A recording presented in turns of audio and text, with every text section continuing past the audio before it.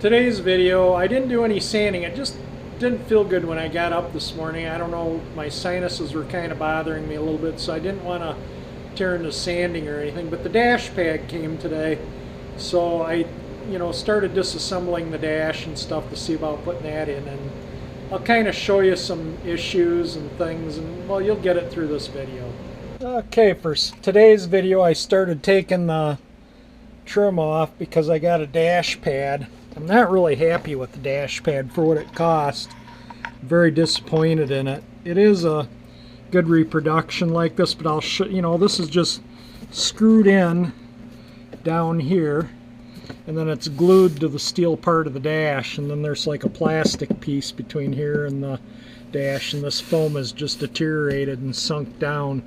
The new pad doesn't have plastic there, it's all just foam right there. But I have a feeling I'm going to have to take the dash right out down to the firewall. That's the only way I'm going to be able to do that properly. It's just, I've been working on getting this piece off here. There's a screw over there that's stuck on, and I'll work on that. But yeah, it's I'll show you. So if you look, there's screws like that. I don't think there's one over here. No, but there is one, they're every so far across the dash. A big bolt over there, a big bolt there. Obviously the steering column and the wiring harnesses. And I can pull this whole assembly right out of the car. It's going to be a lot of work. Probably take me a whole day to get the dash out, but I got to take it apart to paint this and clean it up, and I'm thinking it would just be easiest. I'm going to take some of it apart and then make the final decision if I take the instrument panel right out of the car down to the firewall. But I just have a sneaking suspicion that's what's going to happen, because these clips that hold the pad in place that also hold the trim in, you can see how there's a little metal pinch thing there. And that has to come off to change the dash pad, do it properly. And that'll have to be trimmed around in there. And on the new pad, you can see underneath here, they kind of spread open. And I might be able to push them. But this, where you see the primer to black, this part is the dashboard, and the other part is the firewall. So that's where it'll come up, separate. There's sealer over there. Hopefully that'll come apart if I have to take the dash out. I'm hoping I don't have to take the windshield out. It doesn't look like I will.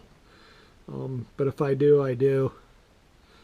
I don't want to take the glass out, but it's just turning into more of a fiasco than what I expected to put this dash pad in. So I'm going to go over and try and get that other screw out over there.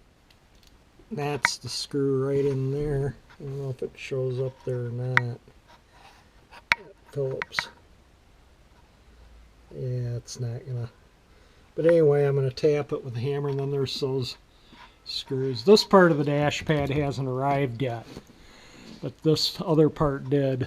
And I'll show you. I'll do a little video of why I don't like it. I think I'm gonna have to get them to send me another one anyway.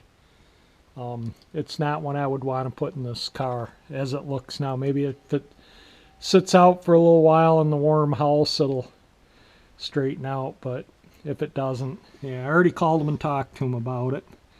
But anyway, I'm going to plug away at getting that out. And as you heard, the speaker, when I played the radio a while back, it did work, but yeah, it needs a new speaker. No doubt about that. Okay, I'm down to the basic pad here. There was a screw here, 3 screws here, and a screw there that held this pad in. I took those screws out, and then the pad slides off. Yeah, I can't video and take this stuff apart at the same time. The camera just gets in my way, but you can kind of see where it slides into those holes. Surprisingly, the convertible top latches down in these corners on that trim that's held on with 2 tiny little Phillips screws. Really kind of surprising, but I can get this lens off now and clean that, and I can clean the back in there in the speedometer face, and you know, clean all that up so it gleams. And I'm going to see what I can do about that pad, getting it off. If I have to pull a instrument panel out of the car, I got to pull this. There is a little crack right there in the plastic, but it's almost not noticeable, so I'm not really too worried about that. But yeah, it needs a lot of cleaning and detailing, the dash does, no doubt about that. These are what the top latches into, right in those holes right there.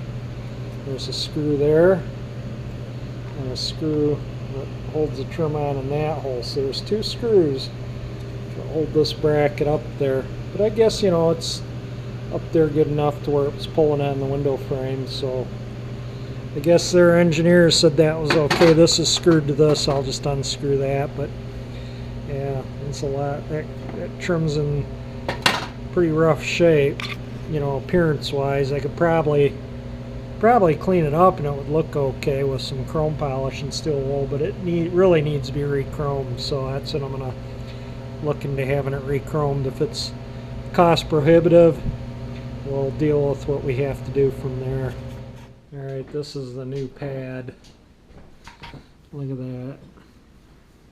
Big dimple there, up there. Does it show up? It shows up in a still photo really well. I'm going to let it sit overnight and see if that comes out. If it doesn't, I'm sending it back. You can kind of see the fasteners. I don't think it uses this one or this one. I think it just uses the three, the center. It might use them all.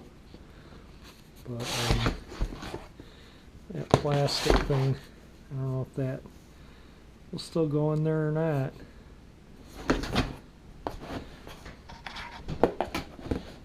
Yeah, I don't think it's worth. I think they're a little overpriced. Well, fortunately, it doesn't look like I'm going to have to tear the dashboard out. I think I can get the pad off. These clips come off ultra easy. You just squeeze underneath the dash, these two ears. That opens up on the top, and this just falls right out. This goes in like so. And then you just take pliers and squeeze that closed to hold it back in. To open them up, you just squeeze them and they open right up, and this falls right off. Super easy. Obviously I can't video and, you know, work under the dash. There's no way I can barely get myself in there, let alone the camera. But then after I pull that up, the dash comes up quite easy. So I think I'll get the old dash off and I'll clean all the adhesive and clean this surface up really good, and if I have to repaint it I will. And then when I put the new dash on, I'll just give it a quick spray adhesive. You see how there's only 3 holes in the dash here? What was there, 5 screws in that other dash, and there's 1 on each side only on this one. But I think it'll be fine. We can bore some new holes in the steel part of the dash or cut those screws off. I'll probably bore new holes in just to make sure that it, you know, fits nice and secure. And anyway, yeah, so I'm not as worried about changing the dash pad, but I do have to still take all this apart so I can clean the lenses and the lens and the bezel behind and the instrument faces and repaint this piece. See, now you can really see the paint messed up on it. And get all that stuff, you know, this all needs cleaning. That needs to be cleaned up and redone. The chrome around the little arrows for the turn signals, and that'll give me a good opportunity to really tear into the dashboard and clean and make it look awesome again. And so I'm not going to even bother working on this anymore for now. I can get it off, and I don't want to put the new pad in until after I get the body and paint work. I don't want to get overspray or dirt or sanding dust, or, you know, if I did put it in, I'd have to cover it all up really well. So we'll see. We'll just kind of, I'll horse with it a little here and a little there, but I just wanted to you know, after getting that new dash pad, I kind of wanted to see what it's going to take to change it, and I don't think it'll be that big of a deal. It's not as big of a deal as what I thought it would be. I thought for sure I was going to have to take the whole assembly out of the car. I mean, it's not like I've never done that before on a car.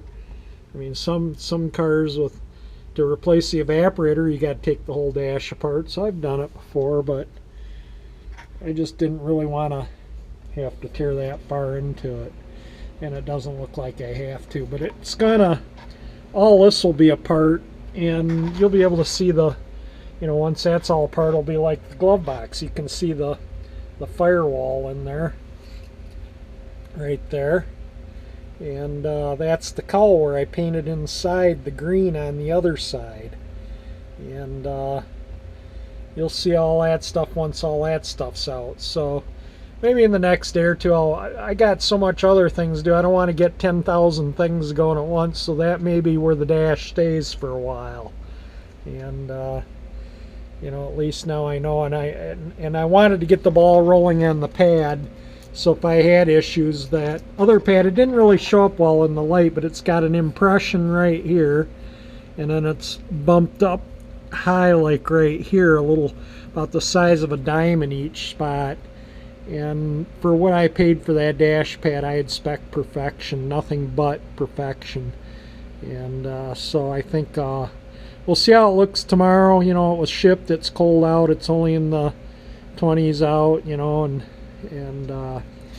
if it took a set from being shipped, you know, maybe it'll just sitting for a while, it'll come out. If it doesn't, they said they'd replace it, but I gotta, you know, go through the hassle of doing that. So anyway, just kind of wanted to show what I'm doing here today. I found this jammed in when I was cleaning up under the dash. It looks like a parking receipt. It says for like a valet lot. If anyone knows where or what this says, it says APCOA. Well, I think you can read that. It says hours as posted at lot, no attendant after hours, not responsible for cars left or after hours. And it has an in and out, nothing's legible, nothing on the back. But if anyone knows, can fill me in on that. I did a little research on that parking sticker, and this will have some relevance to it, however I'm mispronouncing it there. But anyway, Baldwin Wallace College is in Berea, Ohio, which is part of Cleveland. And I think that's how this car ended up in Michigan. I think the car was a hand-me-down and was used in Ohio by a student, and then the car was purchased from there and taken to Canton, Michigan, where it sat for 44 years. I'm going to show you, let me show you, did a little research on that parking ticket. Let me show you a little info on it. So I googled the streets, St. Clair Avenue and 12th, and it shows downtown Cleveland here.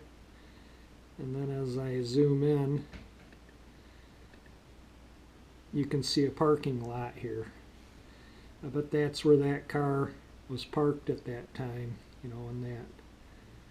Let's see if it, there we go. So it must have been parked in that parking lot at one time. Just interesting to know where the car's been in the past. Well, after a little research, came to the conclusion that that's the lot number, parking lot maybe. I don't know, I just can't find a date or anything that relates to that. And I am going to put this in the glove box. This is staying with the, keeping this in the car, definitely. Any little stuff I find like this is interesting, I like to keep with the car.